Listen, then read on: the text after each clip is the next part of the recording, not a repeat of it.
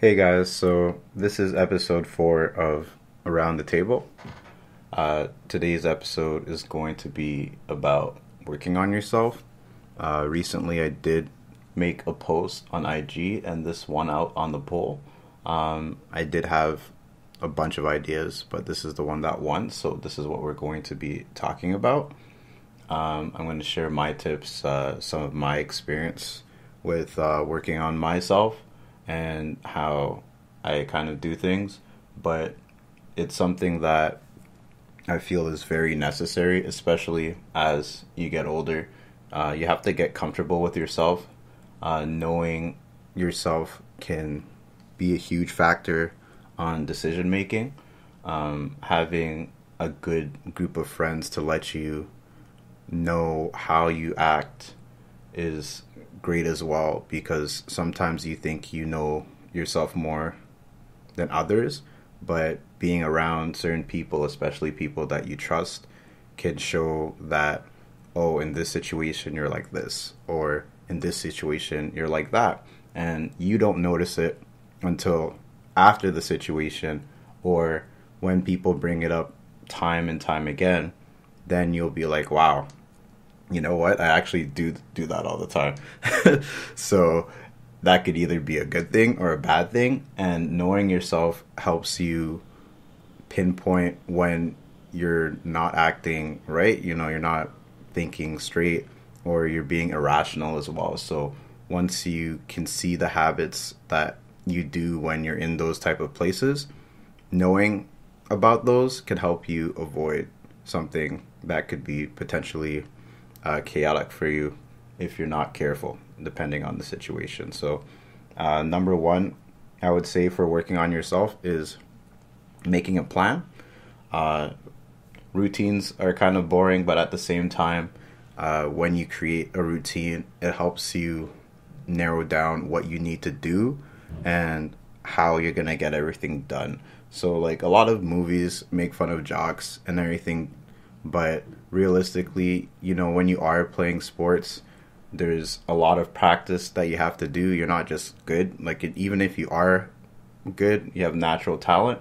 You know, if you don't practice, if you don't know the plays, if you don't have that experience, you could be the most talented person in the world, but you're going to come out short because you don't have that experience. Having a background on doing sports, especially in later elementary and high school, I did track. My track teacher actually pushed me a lot. I did 100 and 200. I was naturally good at that, but she pushed me to do 400 and 800. And if you were to tell me back then to do 400 or 800, I thought it was impossible. But as the season went on, my endurance built up, and realistically, I think I was better as a 400 runner than a 200 runner, because people were just faster than me. I was not as fast as I thought I was, right? So sometimes you have to make a plan, and then you have to adjust your plan because you might not be as good as you thought, right? So making a plan is very crucial. A lot of people talk about going with the flow, right? But when you go with the flow, you don't have that much control of where you'll end up. And if you're not happy at the end, that's kind of your own fault, because you had zero expectations, you had no plans, and now you're here, right? So a lot of people have been talking about that whole notion where, oh, you know, if I have no expectations, I can't be upset. It's like, no, you're gonna get even more upset because you allowed something like that to happen, and your future self is gonna be like, why did I do this? Going to number two, I would say change your scenery. Environment plays a heavy role on your mindset. So let's say, you know, you're starting to get depressed, or you're having dark thoughts, and you're just staying in your room all the time, right? So it's going to be hard for you to change that mindset if you keep walking into the same place where everything is sad, everything sucks. darkness, hello darkness, my old friend kind of thing. So even something like cleaning your room or changing a room can change your mindset a lot. So when I was growing up, someone that I did hang out with every 6 months, I think their mom just switched up their room, right? And even though there was only so much that they could change, they did it every year, and it always felt like a new room, even though it was the same place that we were going to day in, day out, right? So a change of scenery can help. Even like with the era of people working from home, people are starting to realize that, when you work in like your room or in a designated place where you find happiness and then you're bringing your work there, it kind of sucks. And then you start not liking that place because it reminds you of work, right? So having those spaces or even changing your spaces on a regular, or not even on a regular, just like when things are kind of out of line, it's good for you, right? So changing your environment, changing your scenery helps, because like even sometimes when I'm thinking about what am I gonna do for the podcast, what kind of idea, I'll be in my room, I can't think of anything. I'll go to the living room and then all these ideas will pop up. Or I'll go for a walk and something will come up and I'll just write it on my phone or in my notebook if I have it on me. And just ideas pour out at any time, right? If I'm just brooding in my room, forcing myself to come up with ideas, it's not really going to happen. So a change of scenery is always good. For number 3, I would say make time for yourself, right? I was talking to someone recently and they were talking about, being upset, sad, just going straight from work and then doing all this extra work after work and not having time for themselves. And then everything was just starting to suck and they were getting upset and they felt like flustered and clustered. And then the little time that they had, they were just trying to relax and they kind of just started shutting out the world, right? So something like that, it's not healthy, but I think we all do it sometimes. When you take problems from work home, or if you're in a profession where you bring work home with you and you have extended hours, like say you're in IT, right? You're always going to kind of bring work with you, right? So you have to make time for yourself. Just like how you make time to watch TV, make time to shower, make time to eat. You have to make time for yourself to make plans for yourself. You're not just going to enjoy yourself and then go to work and then enjoy yourself and then go to work. You start on Sunday or Monday, whatever your work week starts. And then you can't wait for the last day of the week just to come home and do nothing for 2 or 3 days and then go back to work. You're never going to change your outcome. You're not going to change how life is because you're just working and resting, right? And that's just like a distraction from the problems that you might be trying to hide, right? There's could be something that's lingering there that you have to address, right? So even with me, sometimes I make time for myself where I just take a social media break, or I'm just offline for a month just to not be involved with anything and just have time for myself, at least for like my mind to be quiet, just quiet everything and see where my mind goes. What do I start thinking about? Because realistically, we've been in this time frame, and in this time frame everything is a distraction. Even like me growing up in the 90s, if the TV wasn't working, you're going outside to play. If the TV's not working and outside is bad because there's a lot of snow, you're kind of left doing nothing, or reading a book, but everything's quiet. We're in an era where your phone's always going off. Like my phone's 90% of the time my phone's on silent, right? But there's always something for you to check. There's always something for you to get engaged with, and that could distract you from what you really want. And also it kind of can give you anxiety, or the fear of missing out, where it's like, oh no, I might have a message, or someone might be calling me, or I'm missing memes on the internet, or wow, all of this crazy stuff's happening in the stock market, I had no idea. That's fine. There's stuff that you can miss. It doesn't matter. You have to figure out, like, what do you want for yourself in the future, right? And stuff like that is what it means to be working on yourself, because you want to be the best version of you, of course, and the best version of you will always show when you start talking with people, right? Just for example, maybe 2 years ago, it was about 2 years ago, I was super stressed.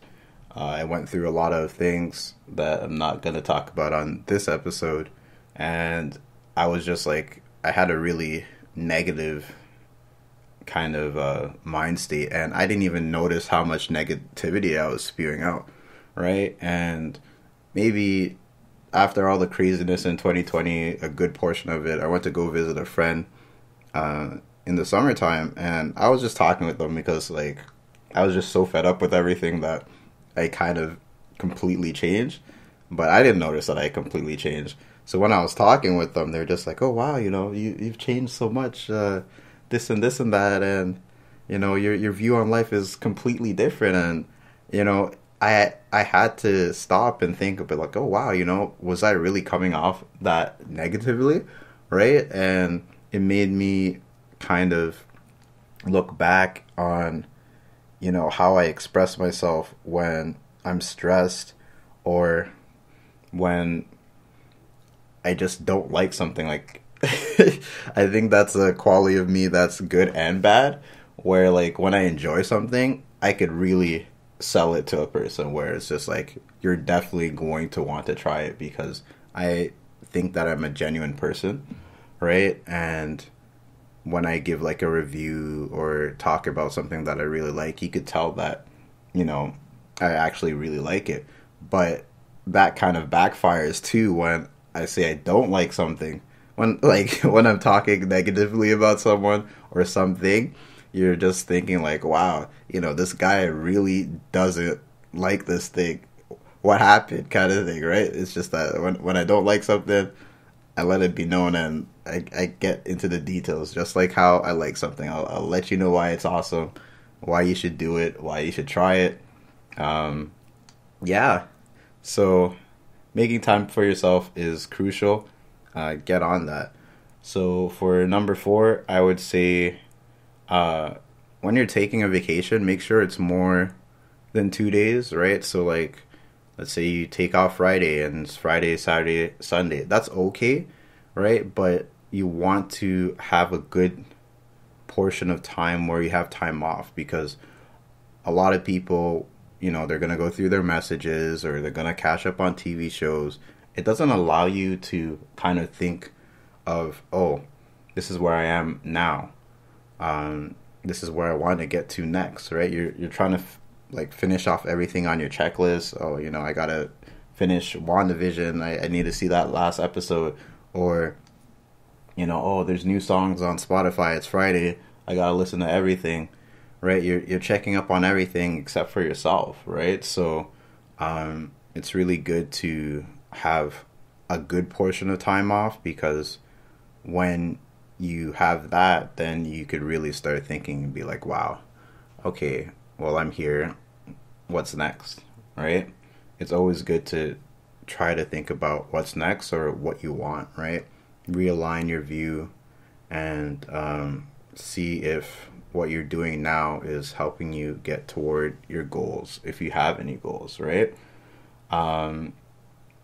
Yeah, it's just really good to free your mind of distractions, and it makes your mind wander to a point where an idea could pop up, right? Bringing the podcast to life came when I took like 2 weeks off. I never take 2 weeks off. I usually take like a day or two off, and then maybe my birthday weekend. or my birthday week, and that's it. I'm just constantly at work, and I'm the type of person where when I'm focused on one thing, I'm very focused, and then time just passes, right? So, don't let time pass you by unless you want that time to pass by quicker so you could get to your goals faster, right? And I'd say last but not least, because I don't want these to be too long, don't do too much, right? A lot of people, when it comes to making goals, making plans, changing your life, whether it's like dieting or going to the gym, they'll do this and they'll want to do this, and they just add up everything, and then they fail at everything and they stop all the things that they were doing, right?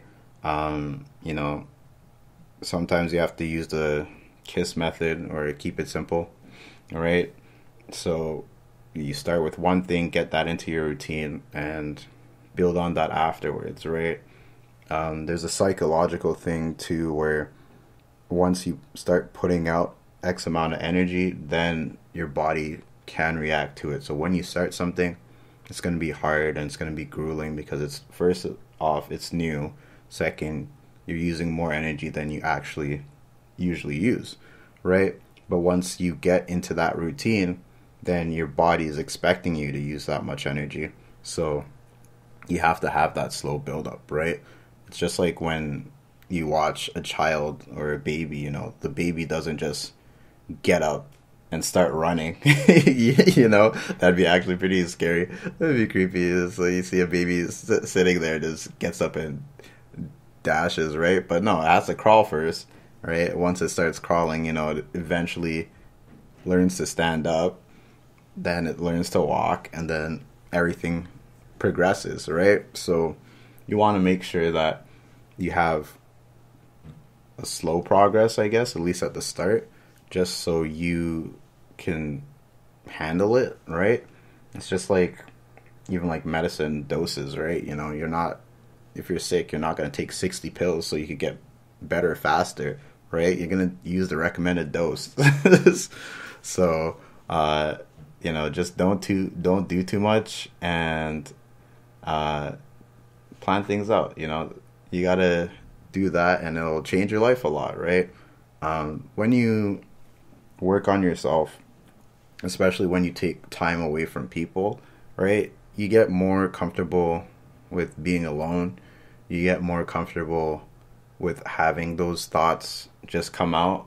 And I think overall it's more healthy because you'll be able to engage when you are around people, but you'll also be able to be more stable when you're by yourself, right? With the whole coronavirus thing happening, everyone's kind of upset. Not everyone, obviously, but a lot of people are bothered because they can't go out, they can't communicate with people, they can't do things how they normally did, right? And, there's certain people who it's just too much for them because they never learned how to be comfortable with themselves or be by themselves for a while. And now with that free time, that free space, their thoughts are getting to them, or, loneliness is kicking in and all of that. So working on yourself ultimately makes you a stronger person, and that's not only good for yourself, it's good for all the people that you'll eventually run into in the future and in your life, right? So take the time to work on yourself. It'll help you be a better version of you, and hopefully my tips will make it a little bit easier. So I'll just go through them again. Number one is make a plan, right? So, get a desk calendar, get a journal. You could even get a vision board. That could help you, put into something physical so that you could focus on that. Or you could put on your phone if you're the type of person who could actually just pick up your phone, do that one thing, and put your phone down.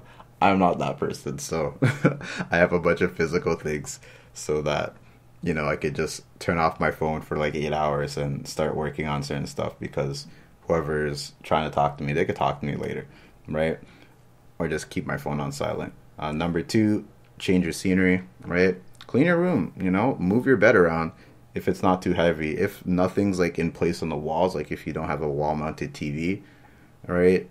Just move some stuff around, see what happens. I don't know, change your bed sheets, change your comforter, change your pillow. I don't know, right? I don't know what your room looks like, so just change it up, see what happens, right? Do your work in your living room or in the kitchen, or if you have a laptop, use your laptop somewhere else in the house, right?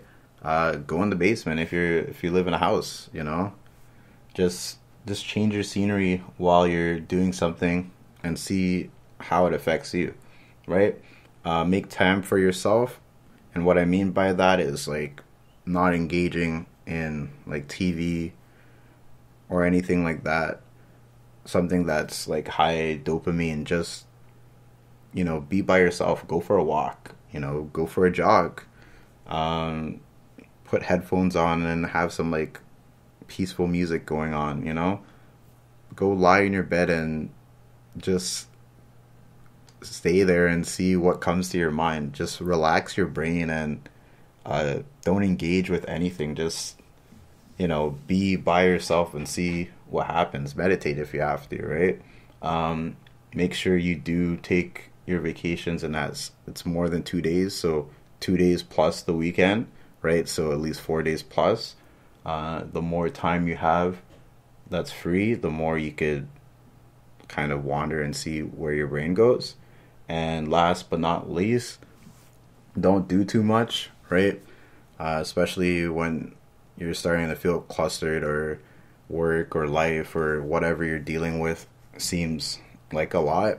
You kind of have to recenter yourself. And when you recenter yourself, you want to add something new to your life that could help benefit you, right?